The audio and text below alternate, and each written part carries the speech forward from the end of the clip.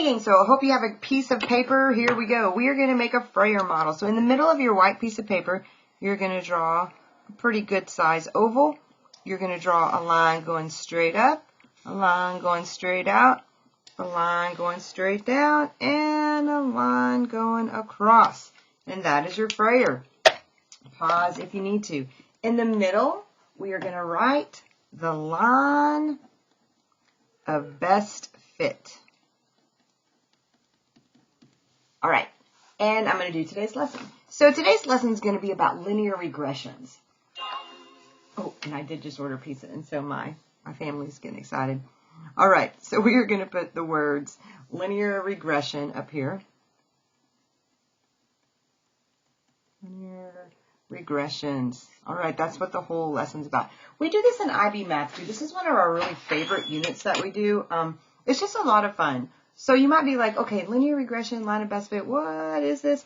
This is just, we've been writing lines with y equals mx plus b, right? This is just another way to do that. And it actually, when I show it to you, it's kind of a way to cheat the system, and you can do this for everything that we're about to do.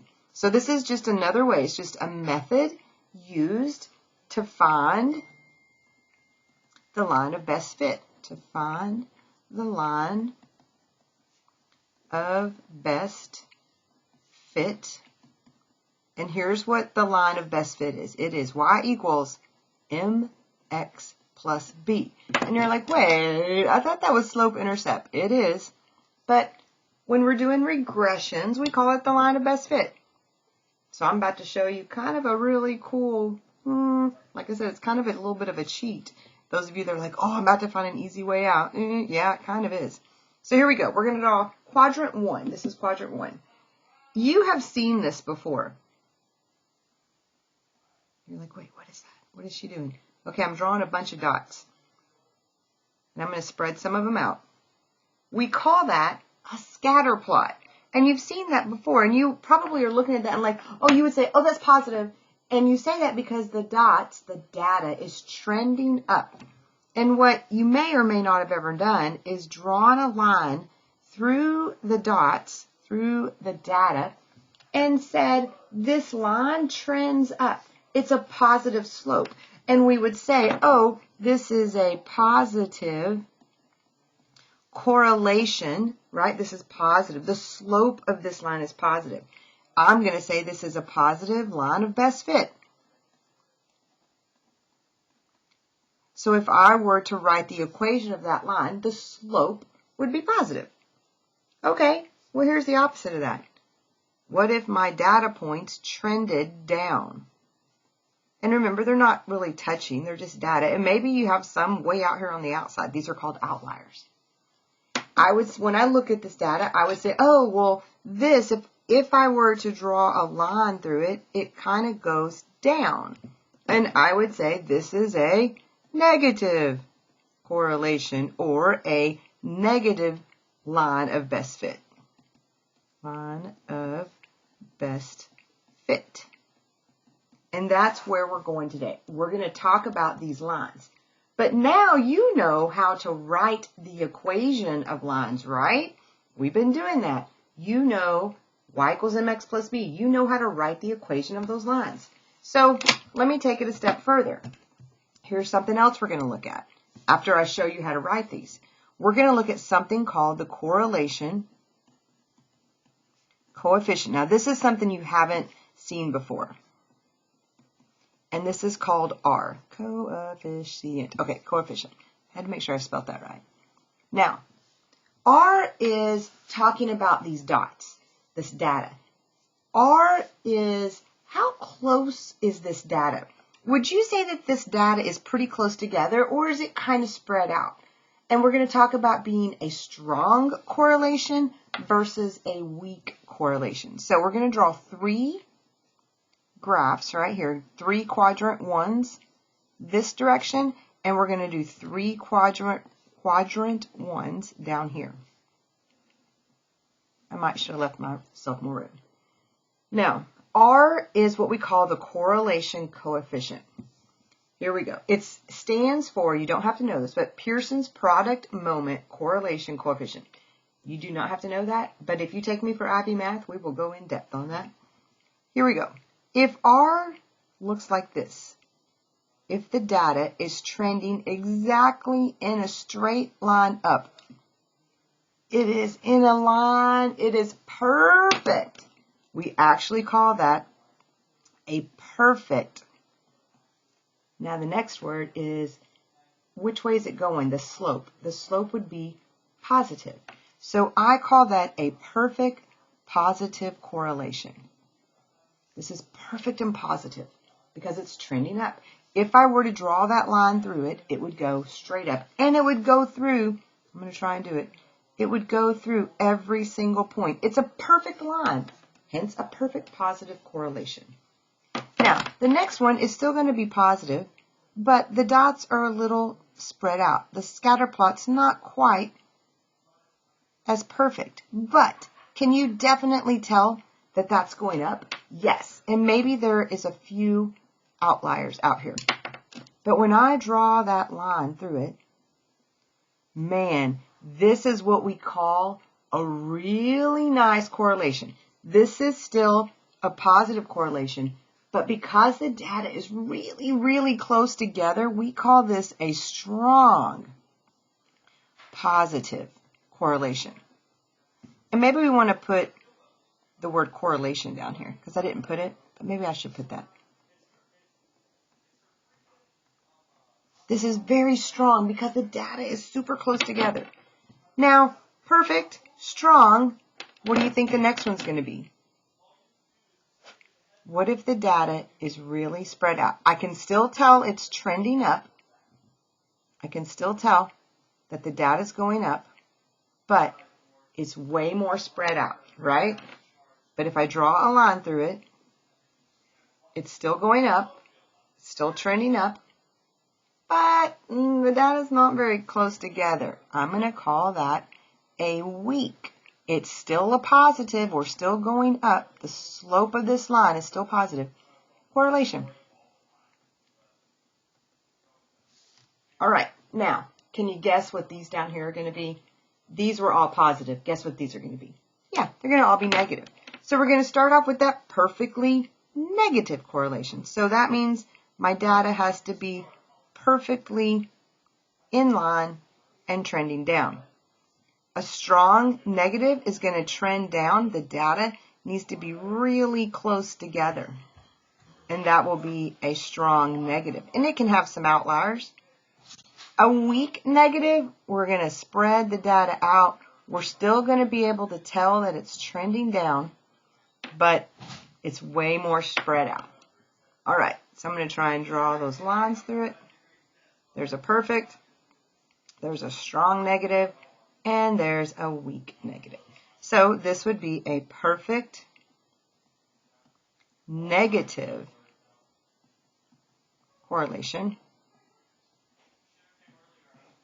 This would be a strong negative correlation. And this would be a weak negative correlation. All right, so that's the correlation coefficient R. Now, I need to give you some more background with R. I didn't really leave myself much room to write down here, so I'm going to try and put it. It is that R has some values, okay? R has like boundaries. An R value, we're going to actually assign it values. When it's in a straight line and it's absolutely perfect, we say this is an R value of 1. When it goes down and it's perfect, we say this is an R value of -1. Okay, when your R value is close to 1, now think of it like a dollar. This means that it's strong. This is strong. However, an R value, R is close to 0 means that we are weak. Okay? So I want you to keep this in your mind when we are working with R. and the correlation coefficient. Now, I'm going to make up some numbers. These are not, I have no idea what these correlations are. I'm just going to assign some random numbers. I know this is perfect, so I know this. But in order to be a strong correlation, the R value needs to be really close to 1. So this value here might be something like 0. A number close to 1 might be 89. This one down here, look, this one actually looks better. Like it looks like it's closer. So this one down here might be at 0. And remember, this is negative, so the R value is going to be negative. And again, we need to be close to 1. We'll say maybe it's 0.96 because it's a strong correlation. This one's it's a little more spread out. It's a weak correlation. That means my R value is going to be closer to 0. Maybe it's 0.33. This one's not quite as spread out as that one. Maybe it's R equals negative 0. Maybe this one's only 4 or 5. And you're like, but that's not really close to 0. But it's closer to 0. Think about it like a dollar bill. One of the things, I don't really have a spot to put it. Okay, I'm going to try and put it right here. I'm going to put it in blue so that it's in a different color. Think about it like this. I'm going to draw a number line. Oh, maybe my blue's not going to work. I'm going to try this blue. Here we go. Think about this as being 0 to 1. And this R value is in the middle. This direction is strong, and this direction here is weak. And you can kind of put 0.5 right there in the middle. Okay, that might help a little bit more right there. I don't know if this is going to smudge, so I'm going to put it underneath it. I'm just going to kind of box it in. Okay, so that's kind of a way to put that on there so you can kind of see that. When you're between 0 and 1, the closer you are to 0, from 0.5 to 0, we're going to call that weak. This direction, we'll call that strong. Okay, now, what do we do with all this? So we know we need to create these lines. We don't know how to write them yet, but we know we're going to make them. And we know we're going to talk about what the correlation, like is it a strong correlation? Is it a negative correlation? No, is it positive, negative? What's going on with it? So here's what we're going to do. The way this works is you're going to get data. So I'm going to come down here on this side. This first one we're going to do, this is going to be called, I'm going to give you the average temperatures in the northern latitudes. This is just like a word problem. Okay, when you get regression lines, they are always word problems. So I'm going to give you a table. I'm going to give you the latitude, and I'm going to give you the temperature. Okay.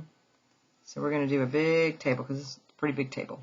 So the latitude is 0, and then we've got, and these are degrees. This is degrees. So 0 degrees, 10 degrees, 20, 30, 40, 50, 60, 70, and 80 degrees. Okay, the temperature, 79.2, 80.1, 77.5, 68.7, 57.4, 42.4, 30.0, 12.7, and 1.0. Okay, so what I want to do is I want to know what's the line of best fit. Can you write a line with this? Now, you have learned in the past how to write equations of a line. Now, I'm going to get a piece of paper here. Do I have another one over here? Oh, I do. You have learned from this last unit that we have been doing to write the equation of the line. I need y minus y1 equals the slope times x minus x1. But it has to be linear, so I have to be able to find the slope. What you would find if you try to find the slope is that it's not linear. Like you're going to be like, well, wait, the slope here is not, it's not going to work out, like I can't do it. So what you have to do is use your calculator. So if you have Desmos, you can use that, and I will show you all how to do it on Desmos. I'm going to show you how to do it on the calculator because I don't have Desmos handy. On your calculator, you are going to hit the stat button right here, and you're going to hit edit. You're just going to hit enter. So stat and then edit. So we're going to hit enter. Okay, now mine has a bunch of stuff in it. Yours may have stuff in it, If yours does, I'm going to show you how to clear it. You're going to use your little mouse pad, go up to the top where it says L2 or L1. You're going to hit clear, and then you're going to move back down, and that clears out that column. Move up to the top, hit clear, and then move back down, and that clears it out. Okay, now we're going to put in 0, enter, 10, enter, 20, enter, and be sure you're in the L1 column. 30, enter, 40, 50, 60, 70, 80.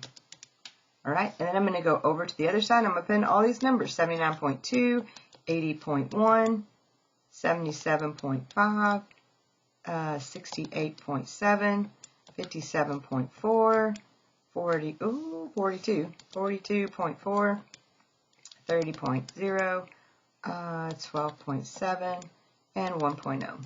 And you always want to make sure that your numbers over here match over here, because if you have too many over here and like one extra over here, it won't work. It'll give you an error. So always make sure that however many you have on this side, you have that same amount on this side. Double check 40, 57.4, 40, 50. Make sure that your numbers are correctly here. Okay, once you get it in your calculator, that's like the only difficult part. The rest of it's pretty simple. You're going to hit that stat button again. It's always the stat button. So hit that stat button again. It takes you back here. Edit is where you put the values into your calculator. Calculate is where you're like, okay, calculator, please work your magic because I don't know how. See number 4 where it says linear regression, AX plus B. That's a whole lot like MX plus B, right? Haven't you seen that before? So we're just going to go down right here to number 4. We're going to hit enter. X is in L1. That's what our X column was. And then the Y column was L2. You don't worry about that, and you don't worry about that. And we just say calculate. Here we go. Oh, and it gives you all these crazy numbers.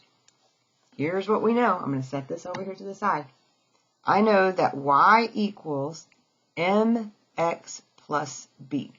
But here's what my calculator does. My calculator does Y equals AX plus B. And if you look at the top, it says Y equals AX plus B. Here's what it tells me. It says that the A value is negative 1.0605. It says that the B value is 92.30, and I'm not putting all that. I'm just going to put one more, 1, 2, 3, 4. So I'm going to 1, 2, 3, and then I'm going to make that a 9 because the 8 would round that to a 9.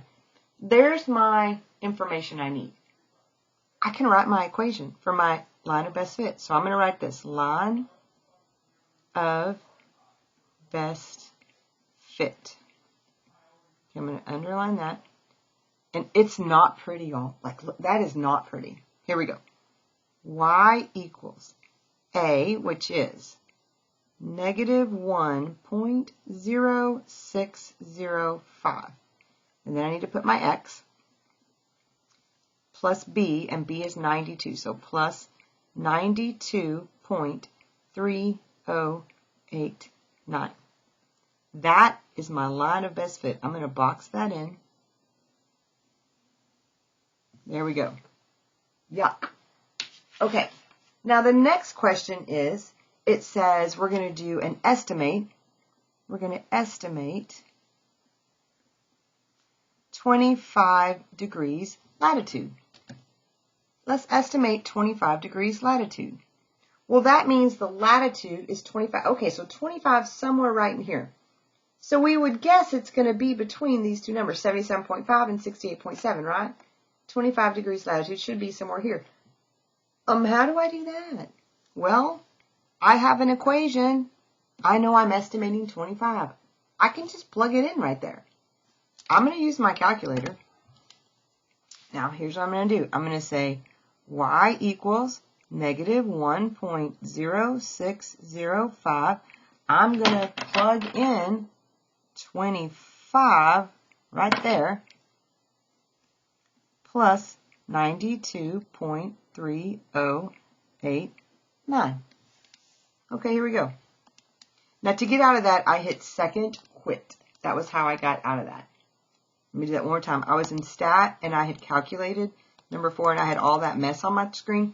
I hit the blue button second and then quit, and it takes me out of that. So second, quit. Okay, so I'm going to do negative 1.0605 parenthesis 25 plus 92.3089. Here's my estimate. Y equals 65.7964. Now let's look and see if that makes sense. Do you agree 25 is 65.7964? It seems a little low, like it seems like it should be a little bit higher than that. But, I mean, it's a regression line. Who knows? So here's my answer. There is my estimate. Now, the next question is, what is R? What is the correlation coefficient? Let's underline that, and let's say R equals. Okay, so I'm going to go back here. Now, I'm going to do something real quick because I think on yours, it probably has already worked. So you did stat, calculate, you went down to number 4, and you hit all these buttons, and you got your A and your B. And you're like, wait, I can see R. Why can't you see R? Normally, when you get your calculator, you cannot see the R value. And it's like, oh, what? There's a button you have to push on your calculator. Now, in my classroom, it's already been turned on because my IB students use it, and we do it all the time. But you have to turn the mode into statistics.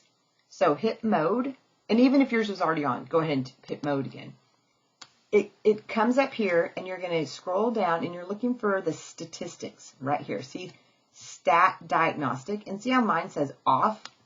I'm going to go up there, I'm going to scroll over, I'm going to hit enter, and now my stat diagnostic, which is statistics diagnostic, is on. Once you do that, you can hit the stat button again, go to calculate, go down to number 4 again, hit enter a bunch of times, bam, there's your R value. Here's what R says, negative 0.97. I'm just going to do the first two values. What would I say? I'm very close to 1, aren't I? Negative 1. I'm very close to negative 1. If I'm really close to negative 1, I have a very strong correlation. Remember, think of it like a dollar. So this would be a strong negative, I'm just going to put negative, correlation. That is a very strong negative correlation. All right, now you can watch that again if you need to. I'm going to do one more, and then I will turn you loose on your homework. So this next one actually comes from your homework. It is called the number of rabbits in the park.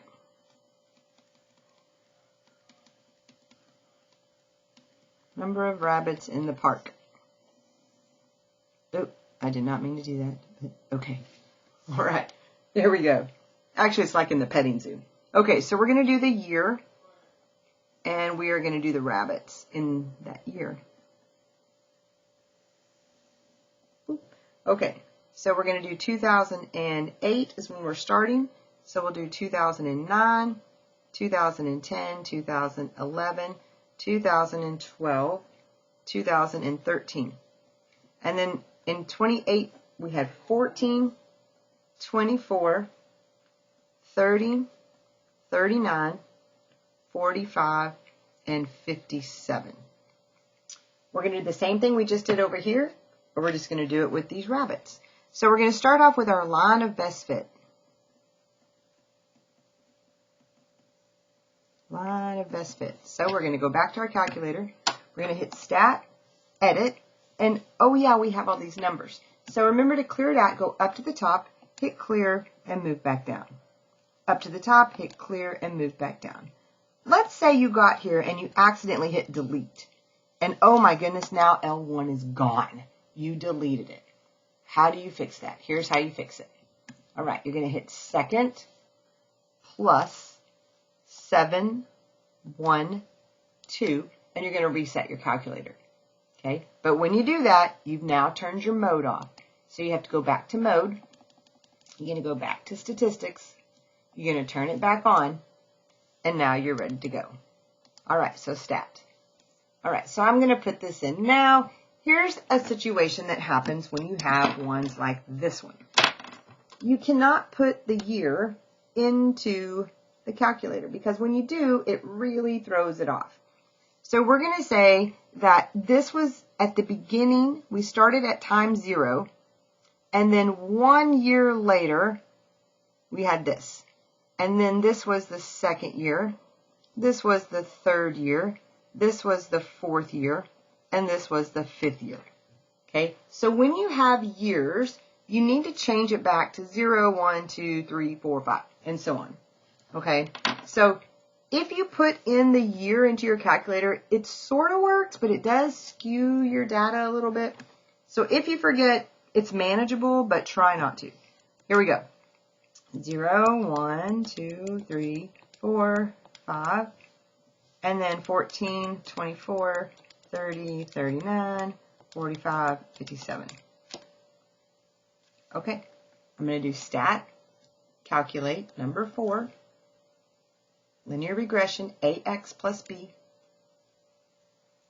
This is column 1, my X's.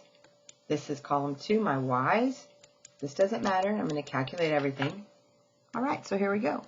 So my line of best fit is I'm going to put A equals 8.2, B equals 14.33.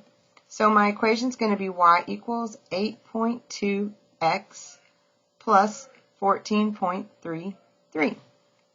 So there is my line of best fit. Now I want to estimate 2016. How many rabbits are there going to be in 2016? Okay, well, I have to kind of think about that. Well, this would be 2014, 2015, and 2016. So what is that going to be? 6, 7. I'm looking for the 8th year, right?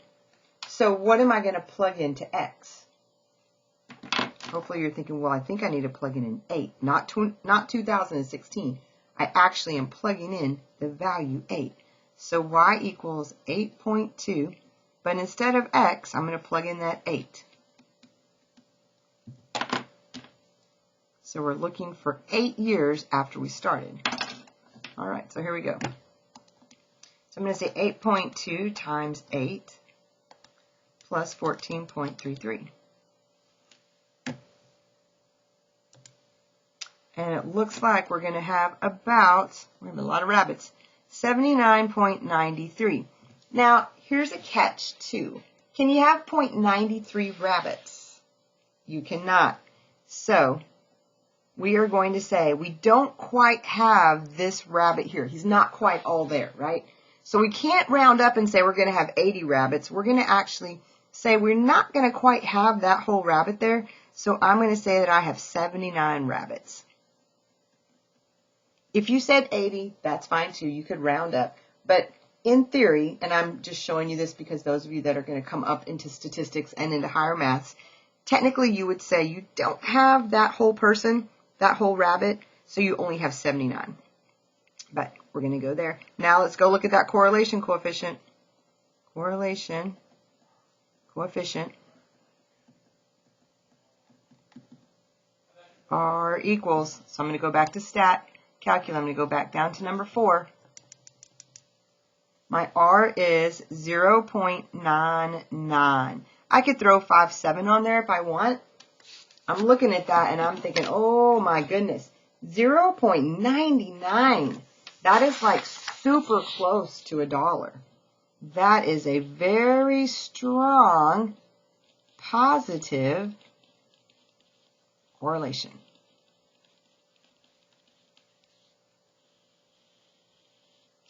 All right, y'all. Couple things to take away. Remember when you have years that you change those to 0, 1, 2, 3, 4, 5. Always plug in the value into the X that you're looking for. And when you're doing your correlations, remember the closer you are, think of it like money. The closer you are to $1, the stronger the correlation. The closer you are to 0, to no money, the weaker the correlation. All right, y'all. I hope that helps you, and have a great day.